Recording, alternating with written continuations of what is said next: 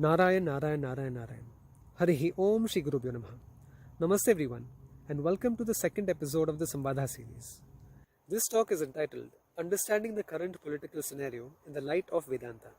Our guest today is Shri Bede Clifford ji. Bede ji and I have been acquainted for the past 10 to 12 years. We are both students of our Guru, Pujya Swami Dayananda Saraswati ji of Asha Vidya Gurukulam. Bede ji is a licensed psychotherapist and has a strong academic background in Western philosophy. He has been engaged in both of these spaces for the last several decades now. Bede's own ideas of psychotherapy and basic human psychology have been strongly influenced by Pujya Swami Dayananda Saraswati ji. In today's talk, we'll be discussing the rise of the ascendant left, most particularly in the manifestations of postmodernism and cultural Marxism, and how to battle these ideas, keeping in view the need to be compassionate in all of our dealings. Though this is a dharma yuddha and it's a fight that we have to attempt to win, we have to ensure that in our understanding it is clear that the opponents are beings of flesh and blood, much like ourselves. I learned a lot from this conversation, and there are some takeaways that I would definitely be imbibing in my own personal practice as well. I hope you enjoy it, and once again, welcome to the second episode. Shri Gurubhyo Namaha. Analyze and make sense of the political turmoil that we see out there in the world today in the light of Vedanta. So with that, I just hand it over to you, Bede, and we can continue. Okay. Hi, how are you going? I'm not sure I know more about Vedanta than you actually, Prashant. I went to India and I was very interested in what I would call Swami Dayananda's psychological teaching, what he called self-growth, transformation of us psychologically. And I've made that a special study. I'm not that good with Upanishads, and I'm very, very bad with Sanskrit. So, okay, now, what we're looking at the moment politically is nothing new in the sense that there is something that is pervasive with human life, and that is friction between people fighting. And so you can, when we're looking at a whole lot of different types of fights between people, between, say, husband and wife, between workmates, between different religions, between different political ideologies. The thing to stop, so we're not confused, what we need to see is that we're looking at people fighting at each other. Fighting. In other words, we're looking at the expression of hostility. We're looking at expressions of hate. Now, when we're looking at expressions of hate, it can be, in terms of functional life, extremely intense. Like, for example, war is the ultimate expression of hatred, because in terms of people being blown up and being killed, or a husband shouting at a wife or a wife shouting at a husband, it has the same content but different form. And there's gradations of the form, but one of the things religiously is that human beings are often filled with hate. And that hatred comes out as conflict. So we don't get confused, we need to look at all of this diverse phenomena as human beings fighting each other. So that makes sense. And so in the context of postmodernism, specifically speaking, where do you see this fight taking place? Okay. In order to understand looking at in the light of postmodern or critical theory, we need to go back to the rope and the snake analogy that's used in the Hindu tradition to explain what delusion is. Okay, so I just want to examine that first. You see, what happens is when I actually am looking at a snake instead of a rope, the story is that there's a dark room and in the corner there's a rope, and I look over and I suddenly go, oh my goodness, there's a snake. What happens here is that I have a notion in my mind that's incorrect about what reality is. But I'm not aware of it as a notion. I'm actually having an experience of a snake. So as far as I'm concerned, I'm not aware of that, I'm totally unaware that I am suffering from delusion. In fact, I am totally convinced I am looking at reality. But in actual fact, what I'm doing is I'm actually there's a notion that exists with me that I have projected, or the mind is projected. And so I'm having an experience that I'm seeing reality, but in actual fact, I'm enclosed in delusion unknowingly. Now, Swami Dayananda had a beautiful definition of this. He called this subjectivity. And the way he framed it was, he says, because I see it, it's there. It has no substance, actually. But as far as I'm concerned, when I'm looking at that, I'm looking at a snake. Okay? Now, he contrasted that with what he meant by objectivity. And this was, I've never seen anyone explain it like this in all the books I've read. When I look out at the park that's behind me, because the park is there, I see it. He calls this objectivity. So what's happened is that the form of my mind is taking, the form of my experience is being determined what's in front of me. Okay? And he says, because it's there, I see it. And his whole approach to life was to help people who are unknowingly, and this includes all of us, caught up in subjectivity, because I see it, it's there, to make a shift so that I'm actually what he calls alive to facts. Okay? Now, he also said a rather profound thing. I remember when because I was in India studying with him for 14 months. And he said, to call someone a criminal is to do violence to them as a person. Now, he says, it is true that they are a person given to crime, but to call them a person, now that's an interesting thing. You see, what happens is, as soon as I look at a person as a thing, what happens is I completely become unaware of that person, unaware of the person, of the human being as a person. What I'm actually looking at, just like the snake, I'm actually unknowingly, when I'm actually seeing someone as a criminal, which is one of these labels, I'm looking at them as an identity. What happens is I'm not looking at the person. I'm again caught in subjectivity because I'm seeing it's there. And as far as I'm concerned, I'm looking at a crim. Okay? Now we have a historic example of this, which was horrific, which is what happened to the Jews in Germany.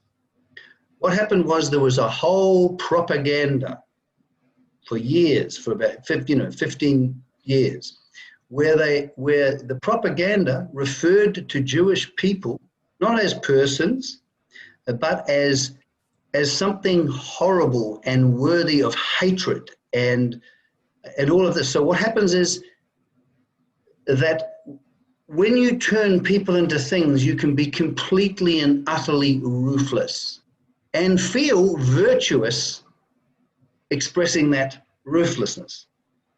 You see, so what happens is I identify with the collective, in this case, Nazism. So as soon as I see a Jewish person as just a Jew, as something that, a thing that is horrible and worthy of punishment, not only am I looking at that, not only am I making that person a thing, I've also become a thing in myself because I'm identified with the ideology. I'm a Nazi. I'm on the good side. I'm on the virtuous side. Do you know what I mean? I'm free of error. I'm pristine and clean, and the evil one is over there. So not only do I lose sight of my own humanity, myself as a basic person, as Swami Dayananda would say, I also lose sight of the other person as that.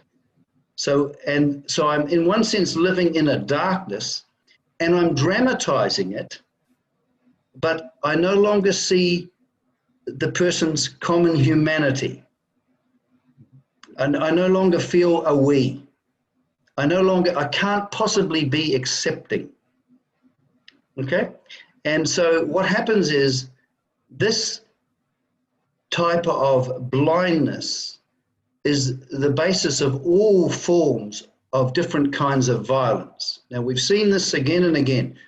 When they want to take us to war, what do they always do? In the lead up to the Iraq war, all of the news media came together in unison, in harmony, and they demonized the Saddam Hussein in order for everybody to go yes, and they also, not only that, they associated it with as if there was a connection between Iraq and 9/11. So what happens is, as soon as you demonize any race, any body, and with the propaganda machine running, you no longer see what's happening. So because now what you're going to do is you're going to do a war on the enemy.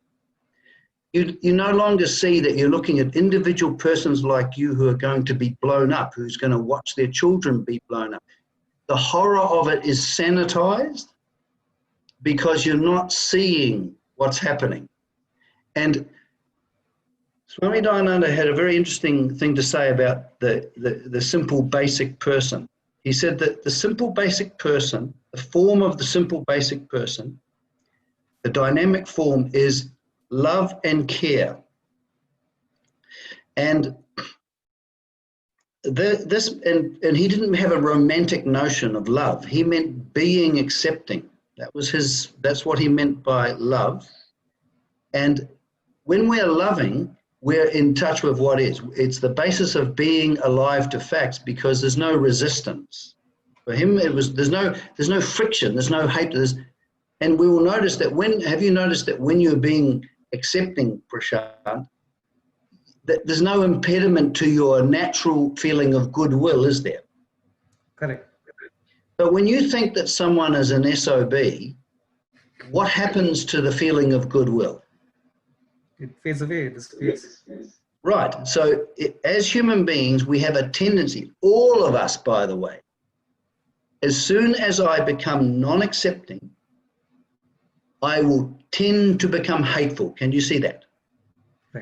Right now, so the first aspect of because he had a very interesting notion, like in Vedic psychology, they've got a very interesting that there are 4 strivings that psychologically that determine us that we actually have a dynamic that actually moves us emotionally, and one of them is the third one is called Dharma.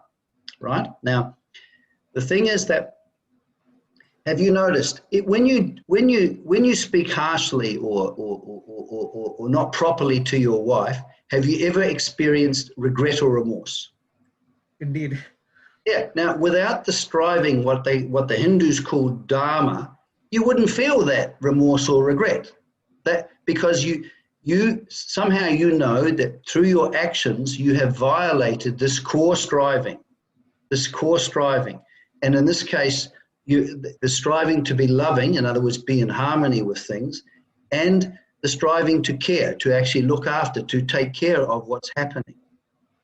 Okay, so you cannot, so basically that when we look at all of these things from a Vedantic point of view, and when I say a Vedantic point of view, I mean the vision that Swami Dayananda unfolded, because that's all I really know about. What happens is that if I fall away from being loving and caring, we consider that a profound problem with the human being. Because if I adopt a mode of being which goes against this core striving that within me, because for the Hindus, this striving isn't like an external moral code that they follow. This is an actual striving that comes from the core of ourselves. And when we conform our actions or our way of being in the world to this striving, Swami Dayananda says we become together as a person. We become together as a person. And when we're together as a person, we see other human beings as person. But if we fall away from this, we go into darkness. In other words, we start to express ill will or hatred. And we also, we become, in terms of caring, we become uncaring and we become ruthless. This is with all of us. And this is why he had this beautiful saying. He says, if you look after Dharma, Dharma looks after you. So, and we know this practically. Have you ever sometimes wanted to talk harshly to someone, but you knew that it wouldn't help, so you refused to do it? Have you ever done that? Yes, quite a few times. That protects you, doesn't it? It does. Because if you just dramatize, and violate love and care, there is not only a rupture in you, because the way you're living and these core strivings come into conflict. See, Swami Dayananda didn't really think that people had psychological problems. They have an ethical problem, a dharmic problem. This is the interesting thing about the Hindu thing. So that when it has a deep psychological consequence if you don't live a dharmic life, but the problem is not psychological, it's an ethical problem, it's a conduct problem. It's a conduct problem. So we see that when we look at all of this conflict, what's happening is we see that people's eyes are closed, because what happens is when I see you as an enemy, I cannot help but believe you're worthy of punishment. And then what I will do, I will attack you and I will seek to annihilate you. But inside my mind, I'm convinced that I'm a good person and I need to punish and destroy you. Does that make sense? It does, it does. I mean, when we look, go. I do have a question on that part. Yeah. So just a moment ago, you mentioned that we don't really have a psychological problem. It all starts with an ethical problem. Would it be correct to surmise that what begins as an ethical problem eventually becomes a psychological issue? Yes. That's what Swami Dayananda said. If your actions do not conform to being loving, in other words, being accepting and being caring, it has a profound psychological consequence, because that you would not necessarily connect the dots. He connected the dots. He did for me. So that he said, if you rub up against this, if you violate this, it rubs up against you. And we can see this very, very clearly. We can see it in our interpersonal relationships. If we act and it's not only, he outlined, in terms of Dharma, he outlined 3 principles, guiding principles that protects us on a day-to-day basis. And this is what the Hindus mean by, that Dharma is a lifestyle. I think they call it Sanatana. I'm not sure. They call it something. So that there's a lifestyle, and it has 3 bases. First of all, don't harm. So the thing is that if this is a guiding principle, that if I harm for whatever, in other words, there is no justification for harming. Okay, so no matter what I do, I am not going to harm. That doesn't mean I don't defend myself, because not to defend myself would be harmful. This is not some romantic love and light stuff that, in the West there's a tendency to reduce Vedanta and Indian spirituality into this lovely love and light stuff, which is quite crazy. Right. New Age spirituality. Yeah. It's terrible. It loses its rigor. This is the thing of that I conform my actions in such a way that I don't harm myself or other people. The second principle he gave is doing the needful, because you see, you know how life comes to us at one moment at a time? Okay. That means that it demands something of us in terms of response. And so he talks about doing the needful. To put it in a more Western way, we need to bring a beneficial contribution to whatever is in front of us. Now, this doesn't just simply mean what you're doing, it can also mean what you're not doing, right? So, for example, if my wife is a bit sick and I think, oh, it might be quite nice for me to go and make her a cup of tea, but I don't, and so I have a whole lot of neglectfulness, right? This is also not dharmic, because and when we look at traditionally what the Hindu culture is based on, they are really big on duty. And duty in Latin, it means to give what's due. And duty requires that we bring value into the world. So it's not like gimme, gimme, gimme. We're trained in the West to be consumers. Gimme, gimme, gimme, gimme. Give me happiness, give me money, gimme, gimme, gimme, gimme.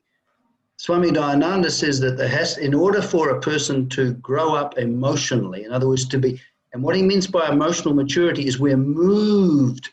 When we are moved by Dharma, in other words, we want to do what we need to do, he says we're emotionally mature. That's when I realized I was very emotionally immature, actually. As soon as I heard that. So for him, self-growth is when I'm being moved, that I want to not harm. It's not so much that there's a friction. When I'm emotionally mature, I actually want to not harm. I want to contribute. Okay, so that my will and the will of God, if you like, become one and the same. We live what he calls an Ishvara-governed life. So the first principle is non-harmfulness. The second principle is beneficial contribution or doing the needful. And the last one was non-disturbance, in the sense that don't try, act in such a way that you don't cause unnecessary disturbance. So, for example, if you're in a different culture, like you're in India, for example, you would not use your left hand to eat food, for example. Correct. Right? So this is not because, and this goes against the success of Western individualism. I want to do my own thing. No, the thing is that, so for Dayananda, the important thing was, first of all, to be able to become alive to facts, to live in the world as it is, which he called Ishvara's world, but in the world as it is, and that was done through Karma Yoga. And Karma Yoga has two aspects. One is graceful acceptance, which places you in the world as it is, because you're not full of ill will and friction, and you're not fighting and hating. Mm-hmm. And then love and care, Dharma, which keeps you in harmony with what is. So for the Hindus, this whole thing of a dharmic way of living is very, very important. And for me, I found it very interesting, because it shows the relationship between the quality of our life and how we live. Now, getting back to political conflict. Can I ask a question there before you get into it? Mm-hmm. So there were two connections that I just wanted to make based on what you stated. So the first is that, okay, we established that, an ethical problem gives rise to psychological problem.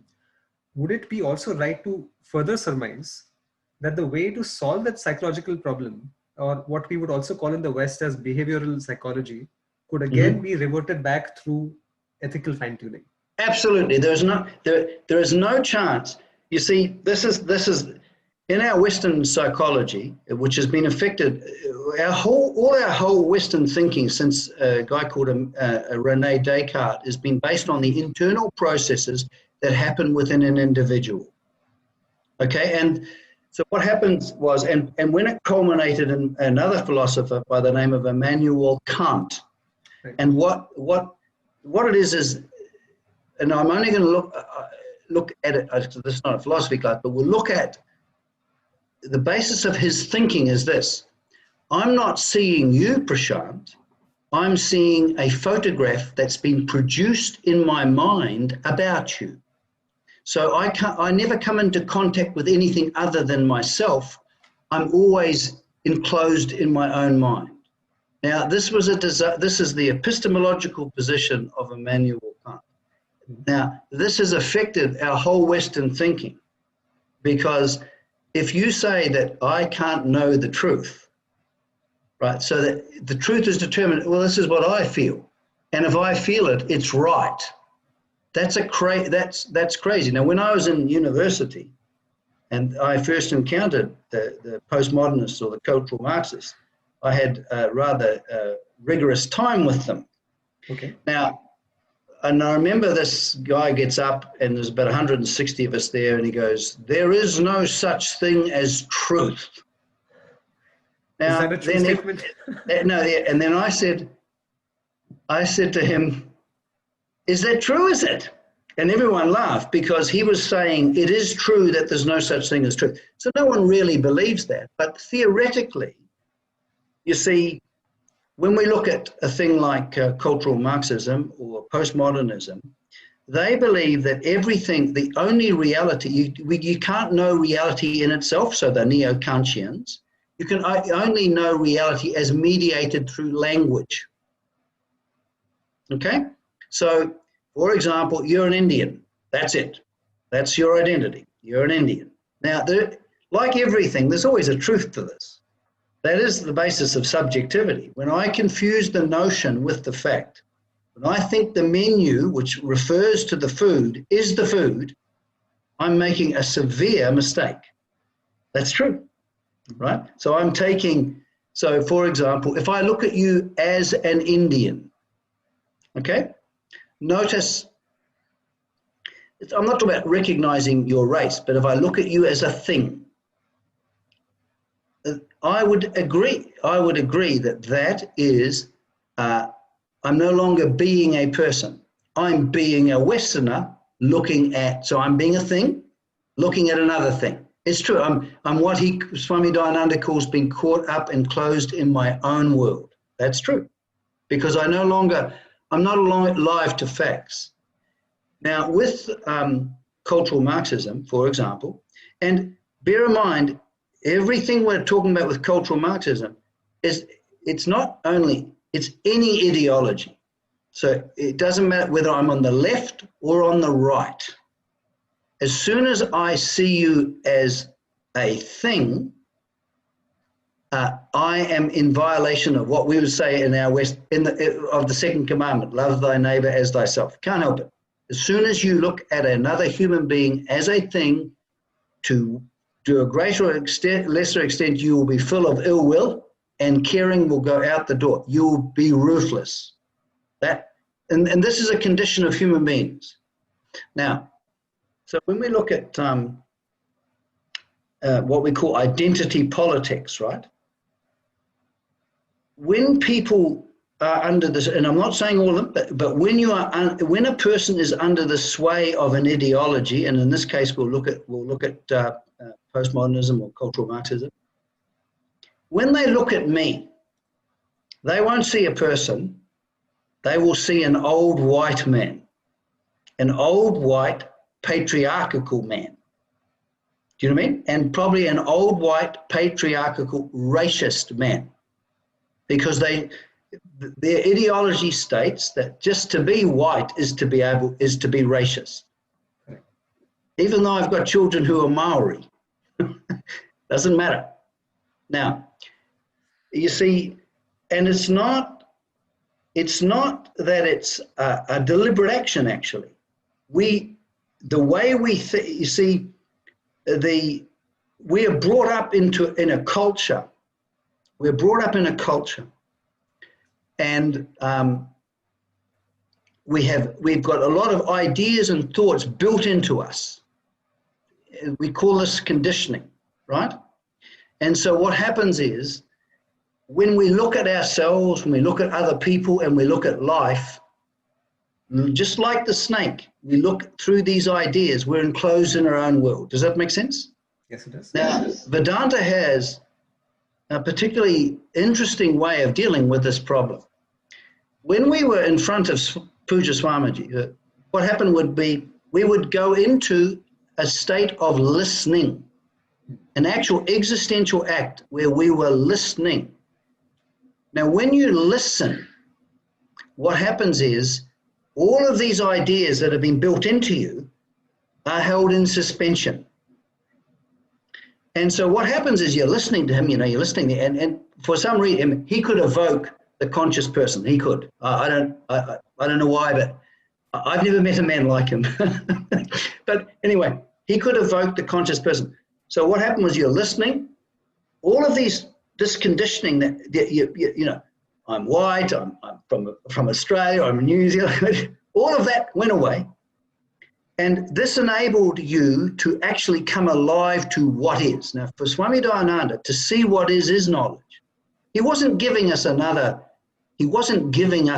theory. He wasn't giving us a theology.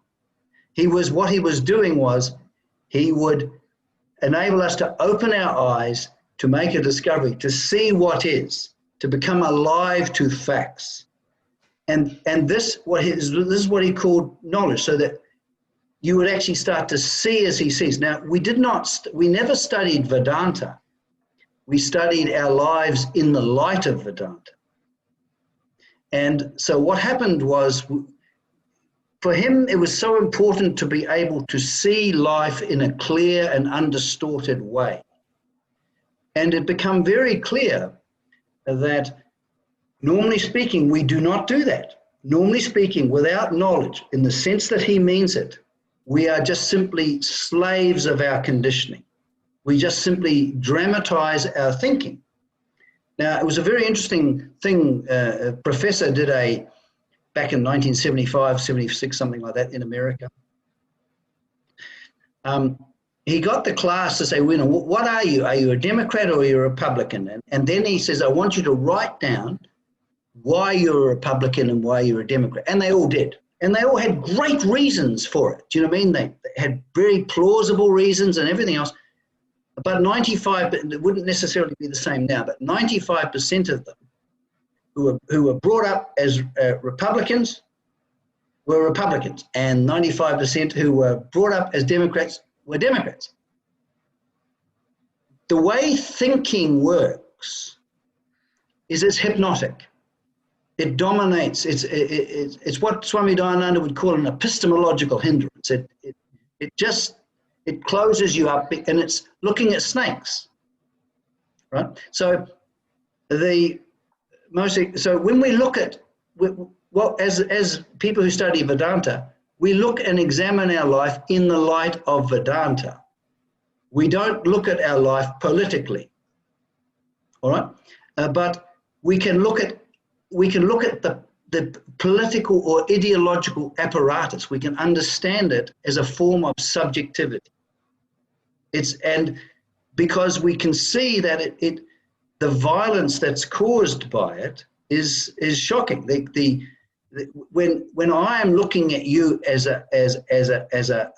like, for example, if I'm looking at you as a Trump voter, you will hear people say, well, if he's a Trump voter or she's a Trump voter, they must be racist. Now, so as soon as I'm looking at a person as a racist, do you see I'm looking at them as a thing?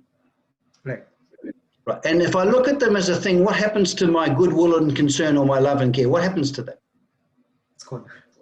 Okay. And what if I look at someone as a Democrat, as a commie?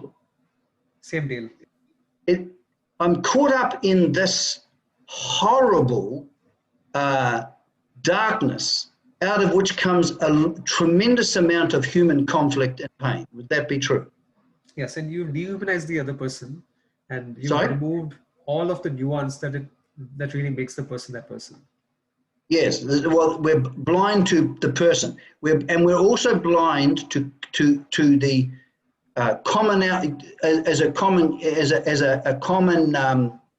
commonality, what we share as a human being. You see, for Swami Dayananda, and this would probably offend people, Donald Trump's problem is my problem, and Donald Trump's solution is also my solution, because there is something that we have. This is in the light of a spiritual teaching. This, because this just happens to be true. That is not saying that you don't look at people's actions and judge the results of those actions. I'm not talking about that. Does that make sense? Right? Mm-hmm. For example, giving arms to Saudi Arabia to bomb the hell out of Yemen, which he does, I think is a wrong act. Right?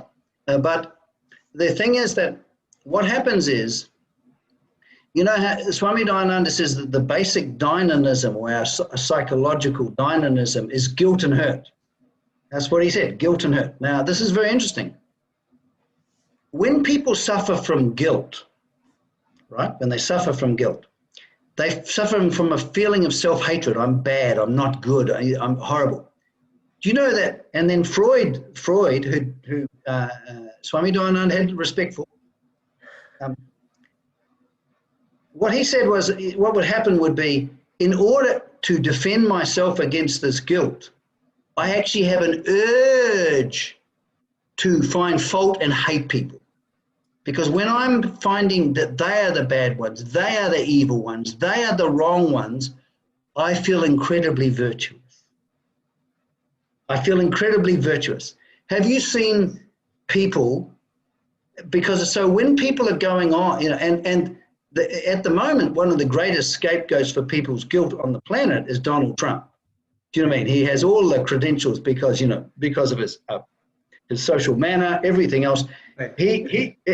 But have you seen people engage in this delicious finding fault, criticizing? Oh, I can't believe how someone would. Have you seen that in social life where people rubbish others, whether it's Trump or whether it's Biden? Doesn't matter. Just have you seen people engage in this thing of finding fault in other people? Have you seen this? Certainly, and it gets even worse when it's a bunch of people assembled as a crowd, because the crowd is crazier than the individual. The collective. You see, that's the problem with the collective. The collective. We saw that in Nazi Germany.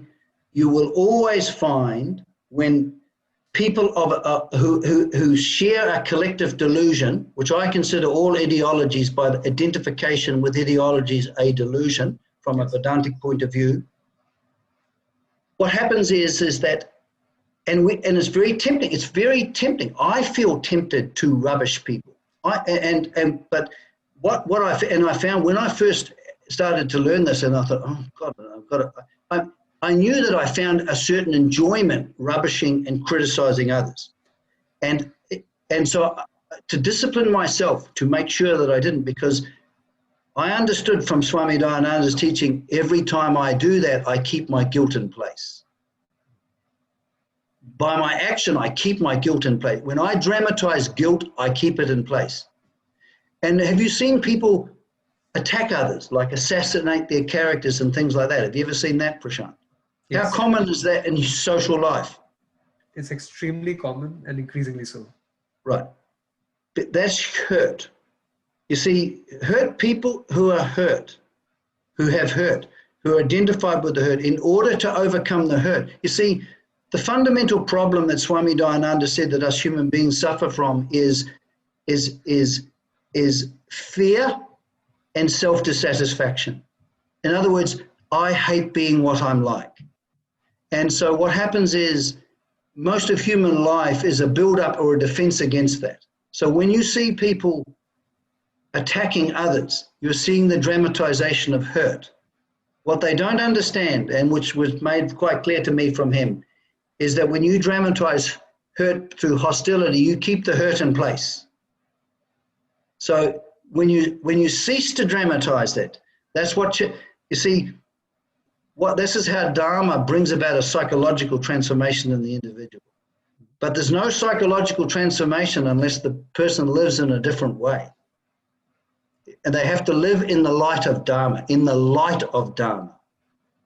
You see. So when we're looking at the political scene, we're looking at a tremendous hatred. And not only at the moment, the cultural Marxist ideology or critical theory or whatever you want to call it, it's incredibly aggressive in its influence. And the thing is, so what happens is, if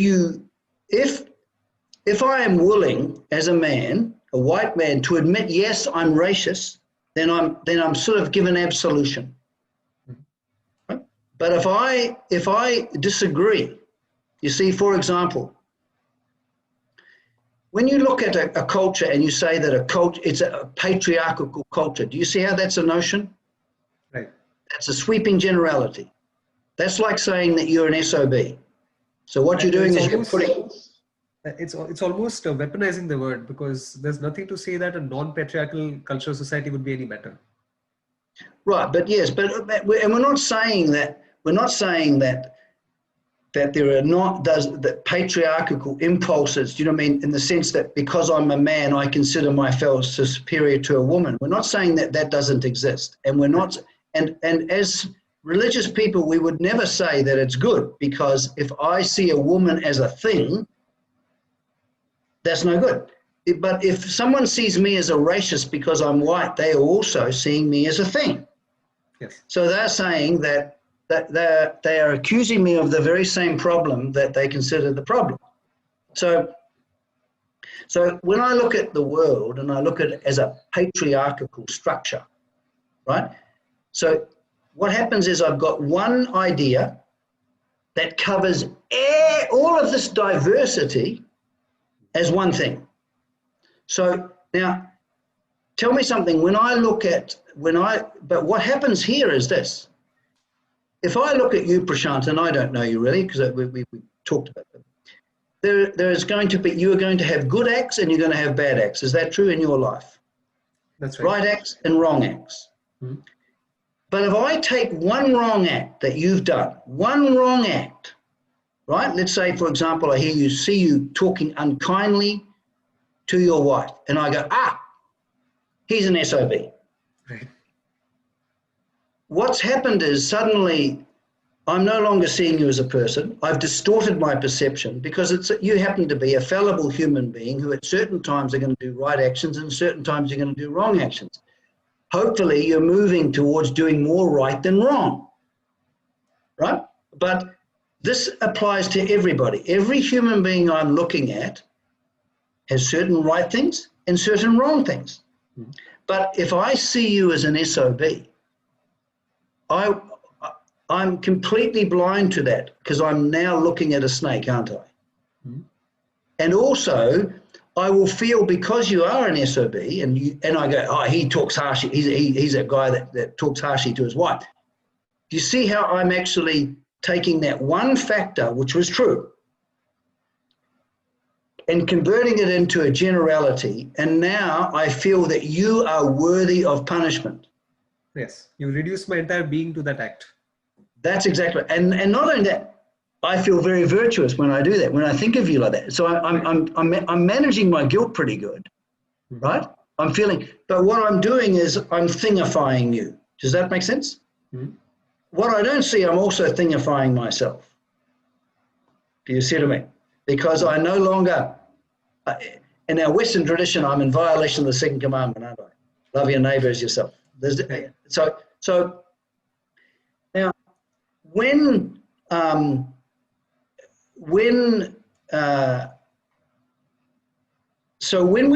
we hear people talk about where they use these labels, they're no longer seeing differences. They're no longer making distinctions. Okay, so what happens is in the word Latin, the word confused. Do you know what that means in Latin? Con together and fuse, poured together. So you pour two different things together to form one, right? So Swami Dayananda says, for example, there is a confusion centered on self. So when I take myself to be an idiot, for example, my life and being and this notion, idiot, have fused together. So I'm confused. I have a confusion centered on me, right for here. And this is what he considers the primary problem with human beings are. So when I consider myself a wonderful, virtuous person, for example, who gets rid of evildoers, right? The thing is that I'm confused in myself, but I'm taking myself to be an idea called virtue, aren't I? Yes. Now, I can't help but see, when I look at cultural Marxism, I see it like a dogmatic religion. I see it like a religion, because we have, in the West, we have a terrible history of religious wars. Did you know that? Like, Right. Yes. terrible history. There was a 30-year war where about 50% of the population, where people slaughtered each other. Was this the Crusades? No. This was in, no, later than that. It was in about the 17th century or something like that. Okay. In Europe. It was terrible. Burning, killing each other.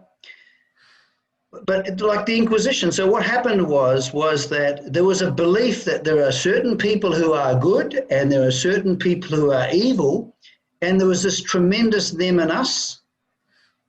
And so you have the creation of a tremendous divisiveness, right?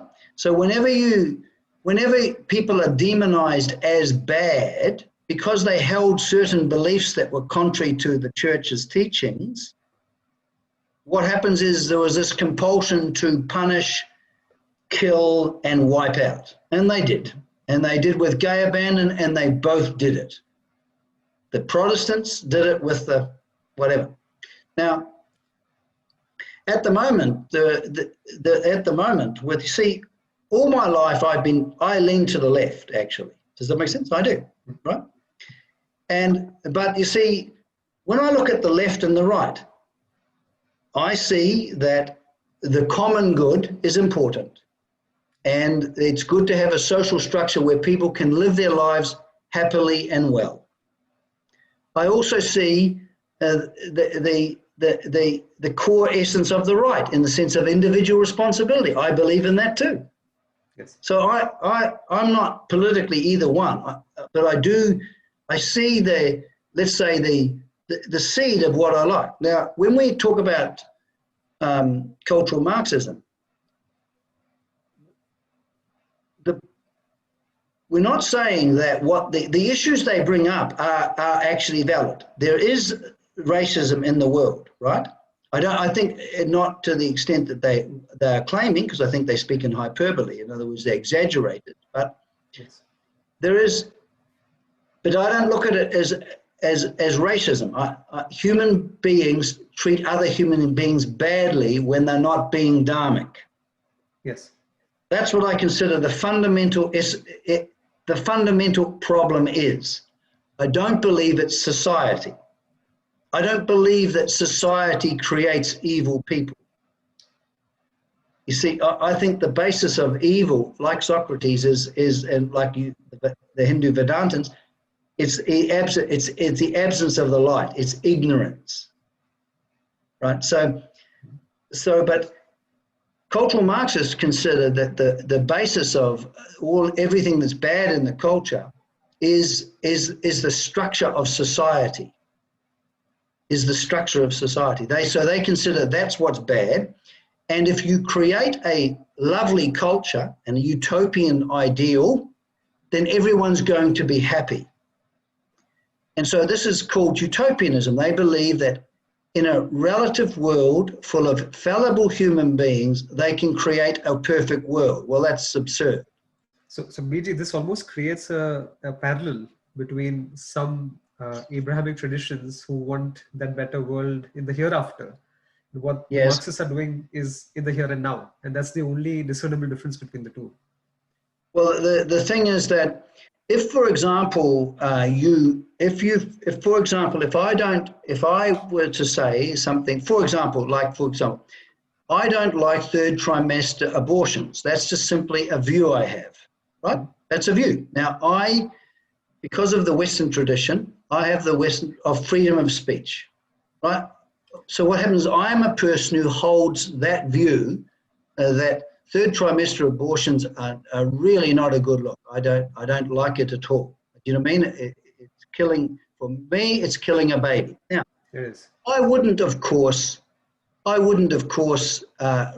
march in the streets and say to a woman, you know, if you've had an abortion, you're a murderer or anything like that, because if I was to do that, I would be violating Dharma. I would be being harmful and I would be hurtful. But I'm a person who has that idea. Now, cultural Marxists would see me as a fascist because of that reason. Yes. So because when people are under the sway of such a dogmatic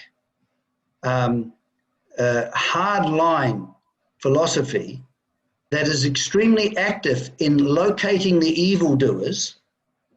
Do you know what I mean? What happens is, and they deal with you with a ruthlessness. For example, if I'm in a job and then they find something I said 20 years ago that's politically not correct, my career is gone. Yes.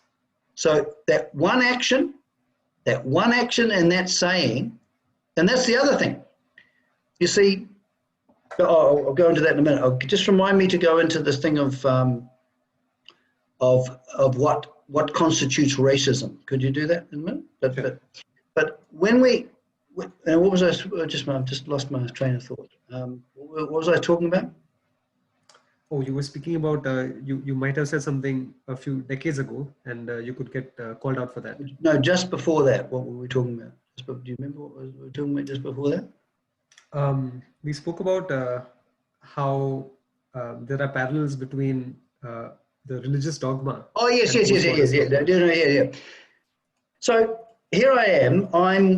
I state an opinion. Okay, I state an opinion that I think that third trimester abortions are wrong, ethically wrong. Now, suddenly, for a cultural Marxist, that makes me a fascist. That makes me a patriarchal person, and therefore, because I'm that label, I am worthy of attack. And because, you see, there's no sense in that doctrine, there is no sense of Dharma in the sense that we mean it. There is just simply overcoming the bad guys with the good guys. There's this power struggle between the oppressor and the oppressed. So you side with the oppressed, and then you target the people who are oppressing. You see what I mean? So I had a friend of mine who works in Parliament in Australia, and he was talking to a 30-year-old woman, and he said, and this is a view. Now, I have political views. Do you know what I mean? Now, but I don't consider them sacred because they are views. That's all they are. They are views. And I can have views. Views are not conduct. Does that make sense? The ethical question is conduct. So I might have views, right?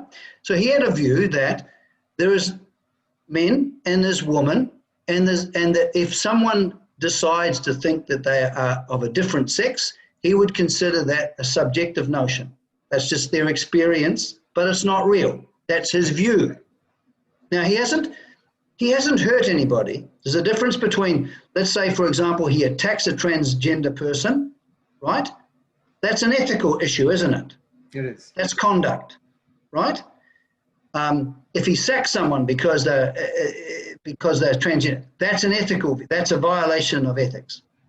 But all he had was the thought, just simply the thought. And he said, I think there are only two sexes. This young woman looked at him and says, "You're a fascist."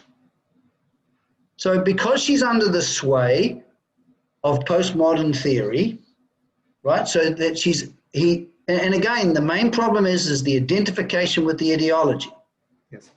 It's not necessarily the ideology. I don't mind. You see, when I was studying university, it wasn't as intense like it was now. You know, you could actually, I'd say, well, I don't agree with that. You know what I mean? Another lecturer once said, there's no such thing as substance. There's only change. Everything is just changing. And I said, well, I've never seen running without a runner. Right. What's changing, right? There has to be something. There's always something changing. Yes. So, and when I was also giving a presentation, this lecturer said to me, epistemology and ontology are one and the same. And I said to her, well, I think that the life of being of my daughter is one thing and my act of knowing is another. Right. But you see, their theology, inverted commas, is that if you see it, it's real and it's sacred. Well, I don't think so. But the thing is that, forgetting all about that, so I'm a person who has views, ideas. Can I pause there for a moment? Yep. So here, the postmodernist view is that if you see it, then it's right. So they are turning subjective truth into something that's tangible and real. But there is an error in their way of thinking because they wouldn't accord the same dignity or the same standards to somebody else who has the view, including the person in parliament who said that I believe there are only two sexes and everything else is a notion. So when it comes to the other, their views are not accorded reality the same way the views of their in-group is accorded the same reality. Now, that's a very interesting thing. We know that racism, for example, is the act whereby I make a human being an object, and then but it's not only just simply in my mind, it's not having a thought. It's actually when racism is the dramatization. See, they think that even the thought is wrong. Right? Now, for Swami Dayananda, thinking is not an issue, is not a problem. Because if I've been brought up in maybe in the deep South, do you know what I mean, in the 60s, I would probably have racial thoughts in my mind. But because of my dharmic impulses, I can go, yep, I'm having those racist thoughts, but I'm not going to act on them because to act on them would be wrong. What would be an example of acting upon those racist thoughts? And not in the extreme sense of going and murdering somebody of a different race, but in the contemporary sense. Okay. If, for example, we have a principle in our Western culture of justice, right? Giving what's due. Do you know what I mean? So if I act unjustly to someone on the basis of race, I don't hire them because of race, that actually happens, and that's true. That's racism. Yes. The problem is you can't legislate or pass laws and change the heart of man. That does not change the heart of man. What changes the heart of man is living a dharmic life. Yes. Okay, so that's not going to change the heart of man. But we need laws to stop people harming others on the basis of racist things. Now, we see that terrible iconic picture where these white people are having a barbecue while they've lynched two black boys. Have you ever seen that picture? It's a terrible picture, right? Now, that's racism. That in terms of someone was murdered, and that is an iconic picture because it shows the absolute ruthlessness. Now, but racism is an action. Mm-hmm. It's not thinking. But for a postmodernist, even to think wrongly, differently from them, you see, they say that you are a racist or you are a fascist. Yes. But a racist and a fascist treats people as objects. So they're treating you as an object because that you are not what they want you to be. So, I want to take a pause on this point because this is very important. Okay, go. In the sense that today, the definition of racism that you provided is something that we as decent human beings would all objectively agree to. That don't deny somebody what's due to them based on their skin color, based on their affiliation of a certain race, a genetic influence to it. Unfortunately, what has happened now in the West is that they have broadened that definition of racism, as you very rightly put, not only to extend to the thought, but even to objective truths. For example, there is an objective truth that the Ashkenazi Jews actually do have an IQ that is a few points above the average population. Yep. By implication, from the standpoint of the Ashkenazi Jew, one can say that their race, or at least their tribe, is intelligent and a superior intelligence compared to the other tribes that make up the world. And yet, this objective truth would comprise of a racist fact, because it came to my knowledge that the Ashkenazi Jews just consist of 0.25% of the entire world population, and yet they hold 25% of all of the Nobel Prizes.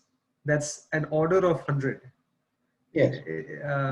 And so, how does one really speak these truths without being racist? First of all, when we're looking at IQ, we're looking at a specific function, and it's a culturally produced. Obviously, it's a culturally. Imagine cognitive skills like an instrument or a tool, a cultural product, a tool. You know what I mean? So that we have a certain capacity, and a certain culture will actually bring forth that capacity. Right. Now, we're not saying that because someone's IQ is higher that they are better. Correct. We're just talking about a particular skill. So now this has nothing to do with the essence of the person or the dignity of the person. This is just simply a cultural phenomenon. We also know that IQ tests, that's true. IQ tests are in relationship to this technological culture that we've been brought up in. Yes. Right? So we're not saying, so when someone says that they have a high IQ, it's always contextual to a culture. I would agree with the postmodernists on that point of view. But the thing is that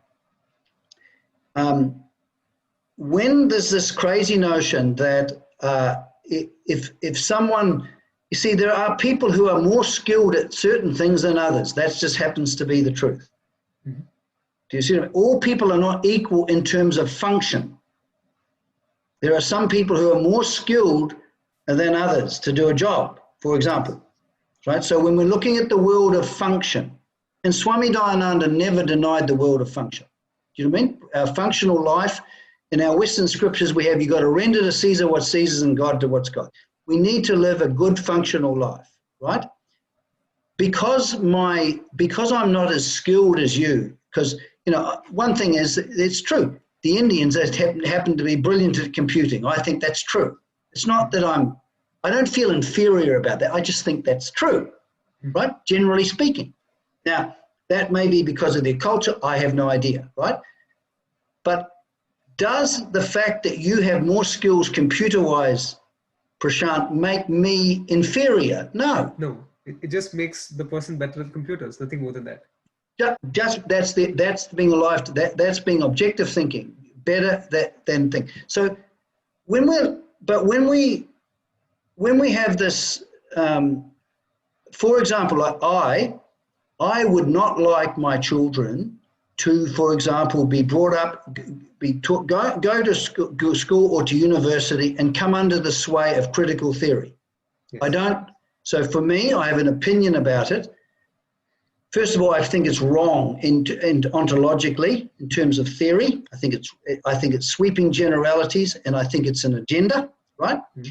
But I don't. Now, if I was to become hateful to anybody who holds a postmodern perspective, then I would consider that I'm adharmic. Does it make sense?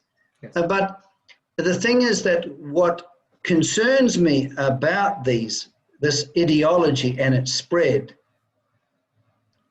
is it's very much like the Inquisition now. You know, do you abide by the doctrine or don't you? Yes. And if you don't abide by the doctrine, we will take you out. And you see, I remember I listened to about 2 years ago, I listened to a dialogue between Noam Chomsky and a guy called Buckley, who was a conservative during the Vietnam War. And what was interesting here was two people with opposing views sat in front of an audience and they talked. Now, I like our Western tradition in the sense that it's through dialogue people come to an understanding, right? So when Buckley spoke, the audience didn't start to try and shout him down because what was happening was an exchange of ideas. Now, I found his views very wrong. I did, on the Vietnam War and all of that stuff. I don't like war. Does that make sense? Now, because I'm not partisan, right, I don't like the fact that the drone program that Obama had killed about approximately 90% of people who are innocent. I don't like that. Do you know what I mean? I don't like the war crime, what I consider a war crime that happened in Libya that was done by Obama. And I don't like the war crime that George Bush did. Do you see what I mean? Now, these are political views that I have, right? Now, but I'm not partisan because first of all, I'm not an American. Do you know what I mean? But I definitely do not like war. I don't. I think it's a crime. I believe in what the Americans used to believe in, the Nuremberg protocols. I like yes. those. You know? Yes. I think they're very good.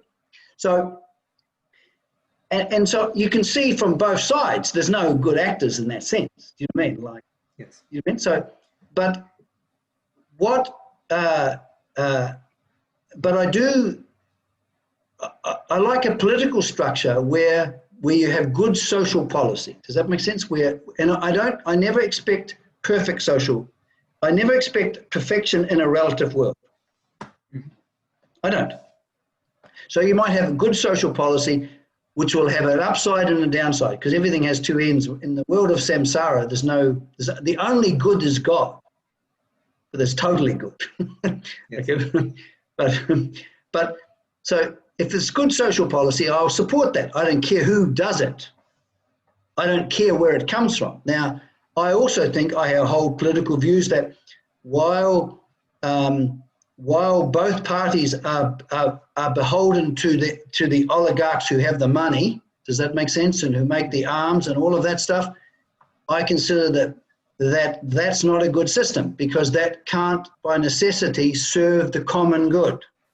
Yes. So I have a political view that it would be very good to everyone to concentrate on that issue rather than the Republicans and the Democrats fighting. I think that's a distraction.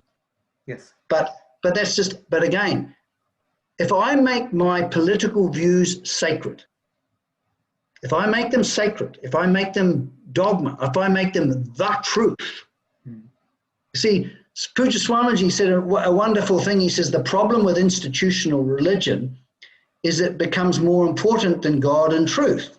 Yes. Well, it's the same with the political thing. As soon as I elevate a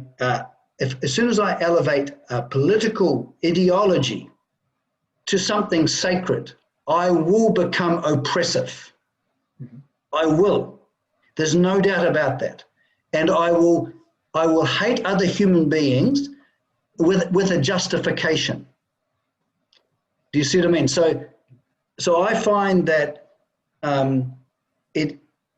like my friend in Canberra, and he said, well, I believe it's just male and female.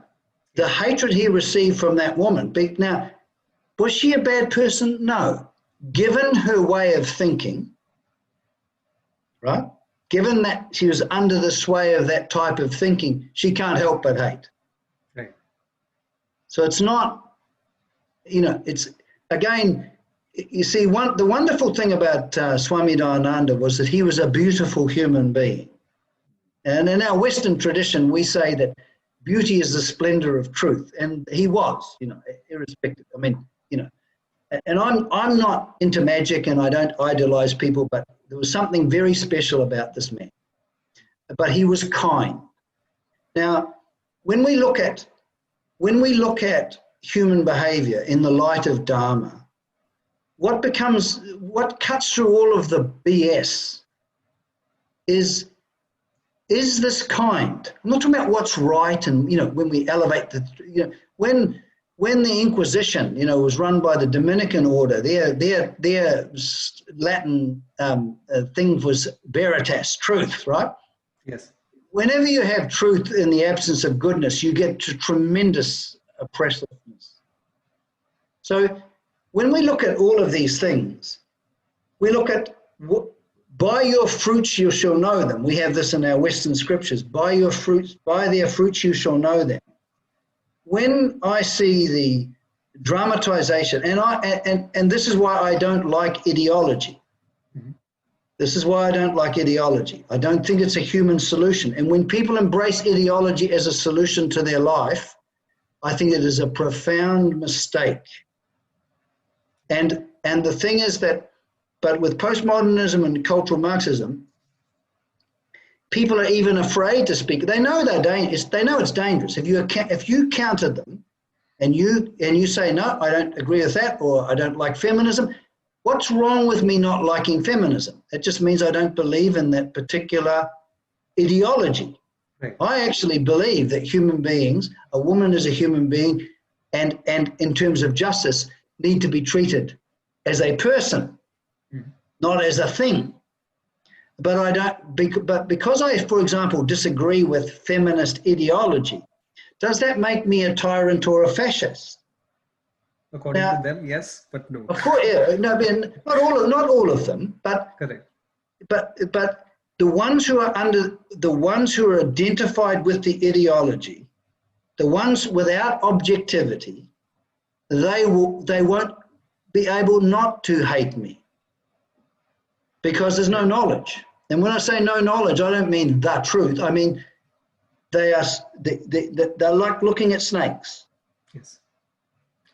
So what you said so far, it seems to be indicative of the fact that there is a lot of ideological possession taking place.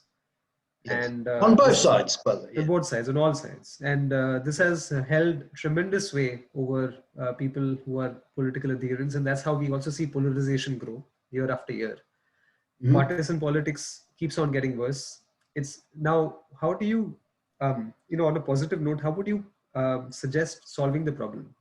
Now, one approach is something that we are doing, which is if there are reasonable people who come together at the table to hold a conversation, you may get the other person to see reason, to be able to sympathize with the other as a fellow human being and be able to see the person in their full glory. How do you deal with those who have completely shut off their minds to reasoning, to logic, because of their ideological brainwashing? How do we... Well, first of all, I think it's extremely important that the reason that the founding fathers of America made the Constitution, and I'm not saying that there wasn't problems with it and that they were slave owners and all of that stuff, but the basic principle was that there are individual rights so that you're protected from the mob, you're protected from the collective. Does that make sense? So that you've got a right to have your own religious beliefs, because they saw in Europe when that goes away, as soon as I don't have any rights because of my beliefs or my religion or what I think, that is bad news. Now, so there's two things here. There's you as an individual, first of all. I have to constantly work on not dramatizing hatred, to tell you the truth, Prashant, because I can get filled with ill will, do you know what I mean, when I think of certain things. So, but the difference is that through the grace of the teaching, I see that I'm caught up in ill will and I shift back, right? Now, but there is a thing throughout history. We know that there is the dramatization of guilt, where we're critical and we're hateful towards people. But we also know that throughout life there are people who have denounced evil, Now, it's very important that that the laws protect us from being assaulted by or coerced by or our freedoms taken away because of ideological purposes, right? So I believe in free speech.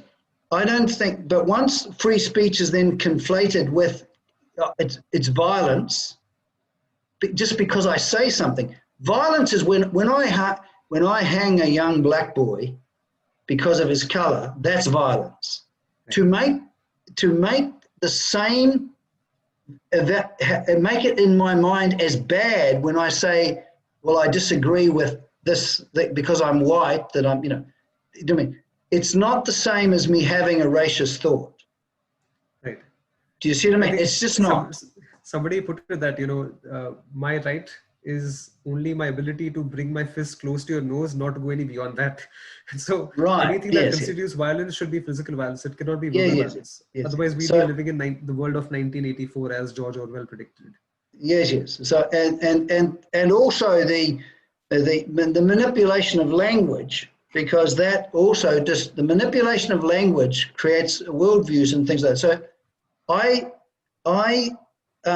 I think that any ideology that turns people into things, and not only turns to things, but actually dramatizes hatred and attacking, I consider that wrong. Mm-hmm. And I believe it should be called out as wrong. I don't think it's wrong that they have cultural theory as a belief. I just don't care. That doesn't, because I consider, like what Swami Dayananda, right and wrong is to do with ethics, conduct. Yes. Right? So you have to legislate against conduct that violates the rights of people. Conduct. But as soon as you start thinking, well, what your job is to change people's thinking and to punish people if they don't think right, that is very concernful, and I think it needs to be called out. Do you see what I mean? So, in terms of Dharma, to uphold what so the Hindus have this thing about upholding Dharma. Do you know what I mean? That's an important idea. Now, that doesn't mean that you become an activist or ideologically, you're not promoting a line, but we don't want cultural institutions or that are encouraging people to hate and fight each other. Now, at the moment, we are seeing a tremendous intensity of human conflict, which is the absence of Dharma. So I look at it religiously. There's an absence of Dharma. And also I look, there is the darkness of ignorance. And Swami Dayananda clarified that ignorance, because I see it, it's there. He explained this extremely well, that you see, we have you see, he considered the presence of reality therapeutic in itself. Do you know that? Mm-hmm. The presence of reality in itself was therapeutic. So in our Western scriptures, we have a notion that when the branch is cut off from the vine, it can't help but wither. Yes. Can't help it. So the same way, when you're cut off from reality, when you're not what he means by alive to facts, you are under the sway of darkness, of ignorance. But that ignorance manifests, it manifests in terrible ways. Terrible ways. People hurt each other. They hate each other. And the problem with when they're ideologically based, when Swami Dayananda calls subjectivity, or he says nothing, you become the thinking and the thinking becomes you. In other words, your sense of identity is the ideology. So you become the ideology in action. Mm-hmm. Whether that's to do with and this applies to all of any ideology. I'm not just pointing out. I'm not just pointing out postmodernism. The whole lot. But they particularly at the moment are becoming a dominant ideology, and they are also so dominant they're actually affecting our laws. For example, is it true that if I'm accused of a crime, we arrived at a principle of law? It's not a perfect principle. It's not utopian. That a person is innocent until proven guilty. Yes. But if a victim makes an accusation, does that by necessity, because they're a victim, does that mean that they must be believed? I don't believe that. You need to have a trial. Because otherwise it violates justice. Yes. But if you're a white male, well, you're not. Some people say, well, you're not. Because of what you are, you're not deserving of justice. Yes. So we have this tremendous trouble going, but we have to understand. I think we need to understand ideology from a spiritual light, because otherwise we become the hate. If you hate in return, that's the danger. And even though it's extremely provocative. Now, I don't like cultural theory. Do you know what I mean? I don't like critical theory. I think it's flawed in many, many ways. And when it becomes a way of life, when you mix cultural theory with the heart of human beings, because I consider human beings who are cut off from reality are in a bad condition. Yes. I think they're full of compulsive cravings, hatred, and fear, and this dramatizes. So the problem is within the individual. Do you see what I mean? So, but it's a very, but what we're seeing now is it's more and more, but to justify hatred is never, I think, is the greatest blindness of the lot, where people can see. I saw it when I studied church history, when I was studying to be a priest, the horrible things that were done in the name of goodness. People felt virtuous doing the most horrible things. We see the same thing happening now. Do you know what I mean? Like, I mean, I don't know. I heard something, for example, that someone got very upset about when someone said, well, white lives matter as well. All lives matter. They got upset about that. They did. Is that true? Well, I don't understand that, because all lives do matter. Do you see what I mean? Because otherwise it's an inverse form of racism. All lives do matter. And that's what we see happening in the US. There is reverse racism. Right, and there's a massive problem then. Do you know what I mean? So I think, again, just to sort of sum up, it's very, very, we need to look at this I look at it from the vision that Swami Dayananda unfolded for me in terms of what he understood by Dharma. Because I fully understand that I dramatize, I myself sometimes see myself looking at people as things. Yes. Does that make sense? So, but the thing is that what he said was, if you look after Dharma, Dharma looks after you. But there is a responsibility to have, we do not want our social structures, our systems of justice to be, I believe it would be very bad for all of us if post-cultural Marxism or critical theory determined how we make our laws, for example. I wouldn't like that. Do you know what I mean? So now again, that's a view I have. It's not sacred. Do you know what I mean? I'm not going to hate people because of it. Do you know what I mean? But it's a view that I have. But the problem is, without dialogue, understanding can never happen. And if you start talking with a person and suddenly you're seen as soon as you turn the person you're talking into, if you see them in your mind as a fascist, as a bad person, as worthy of punishment, there is no dialogue and there is no understanding. There's no communal bonds. Does that make sense? So the worry that I see is that human beings, we're strong when we have social solidarity. Is that right? When we cooperate. Yeah. When you have a philosophy that actually divides, and I find cultural Marxism incredibly divisive. Do you know what I mean? And I'm on the left politically, but I find it very, very dangerous, because it just, everyone talks in hyperbole.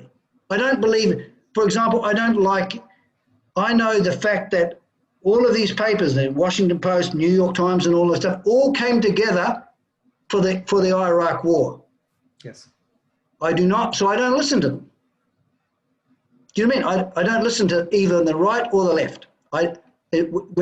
Because they represent interests, and they all tend to, so I don't see them as a viable form of information.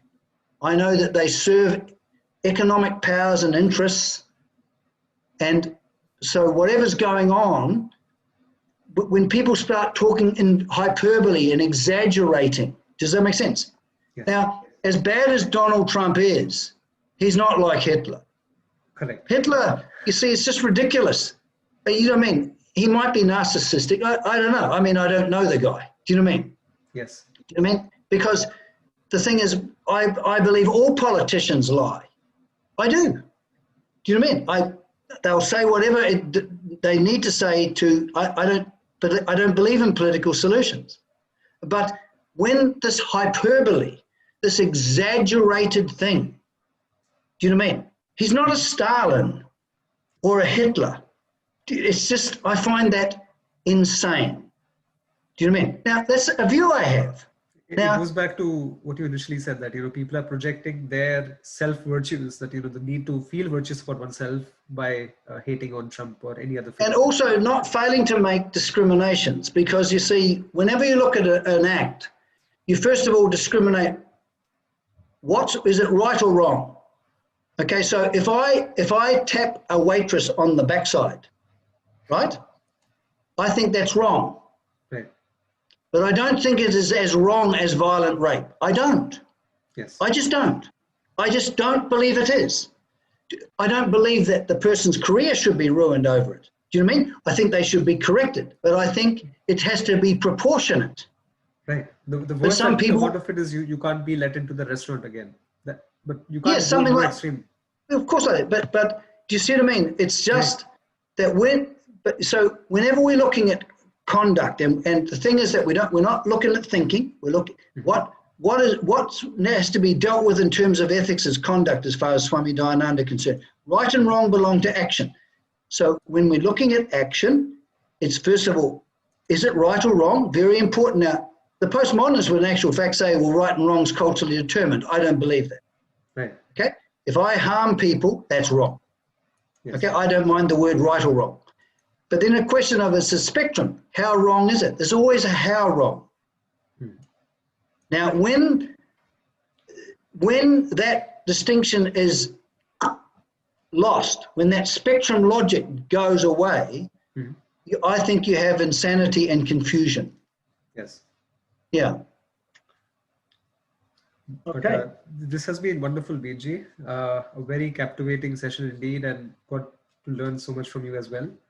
So I can definitely foresee us doing a few more in the future, particularly with regards to your time with Swami Dayananda ji, and we could go more into the psychology that's inherent in his teachings. So thank you. Yeah, I'd like to say something about Swami Dayananda. I'd like to say something about Swami Dayananda. As a psychological thinker, right, he was unbelievably brilliant. He wasn't just a little bit brilliant. I don't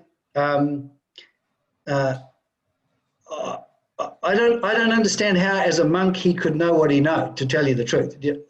But he clarified so many issues about things, but it's been very, very nice talking to you, and we'll do so sometime again. We will. Thank you so much. Looking forward to it. Okay. Hari Om. Okay. Bye-bye. Bye. Just a minute.